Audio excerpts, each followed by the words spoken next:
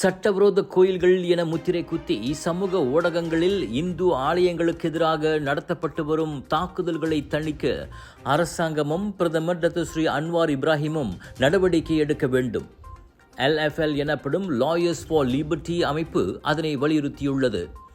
இந்த விவகாரம் பொறுப்பாக கையாளப்படவில்லை என்பதே உண்மை என LFL இயக்குனர் ஜயிட் மாலிக் கூறினார். உரிமைக்கான சர்ச்சையில் உள்ள நிலத்தில் கட்டப்பட்டிருந்தாலுமே கூட எந்த ஒரு வழிபாட்டு தலத்தையும் சட்டவிரோதம் என முத்திரை குத்துவது முறையல்ல. சட்டவிரோதம் என குறிப்பிடுவதை அரசாங்கம் தடை செய்ய வேண்டும். மக்களுக்கு ஒரு முன்மாதிரியாக விளங்க டாக்டர் ஸ்ரீ அன்வாரும் இனி எந்த ஒரு வழிபாட்டு தலத்தையும் சட்டவிரோதம் என குறிப்பிடுவதை தவிர்க்க வேண்டும் என ஜயிட் கேட்டுக்கொண்டார்.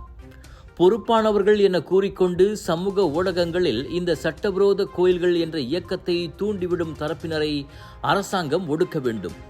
இல்லையென்றால் இனங்களுக்கிடையில் இது விரோதத்தை உண்டாக்கும் என்றார் அவர். விட்டுக் கொடுத்தல், சகிப்பு தன்மையோடு வாழுதல் என மலேசிய மக்களுக்கே உரித்தான பண்புகளை கட்டிக்காக்க மடானி அரசு உடனடி நடவடிக்கை எடுக்க வேண்டும் என அவர் வலியுறுத்தினார். கோலாலம்பூர் ஜலான் மஸ்ஜித் இந்தியா தேவி ஸ்ரீ பத்ரகாளியம்மன் ஆலய நிலப்பிரச்சினை வெடித்தது முதல் சமூக ஊடகங்களில் இந்த சட்டவிரோத கோயில்கள் விவகாரம் எழுப்பப்பட்டு வருகிறது. அதாவது வேறொருவர் நிலத்தில் கட்டப்பட்ட இந்து கோயில்களை அடையாளம் கண்டு புகார் அளிப்போம் என ஒரு சாரார் புறப்பட்டுள்ளனர். கடல் கடந்து நிலம் கடந்து போனாலும் தமிழ் கடந்து போகாத மலேசிய தமிழர்களுக்கு என்னுடைய வணக்கங்கள். நான் தாமல் சரவணன். பக்தி தமிழ் வரலாறு அப்படிங்கிற தலைப்புல நான் உரையாற்ற இருக்கிறேன். 5 நகரங்கள்ல 5 பொழிவுகள். ரொம்ப வேகமா உங்களுடைய பெயர்களை முன்பதிவு செஞ்சு நிகழ்ச்சிக்கு வந்துருங்க. சந்திப்போம்.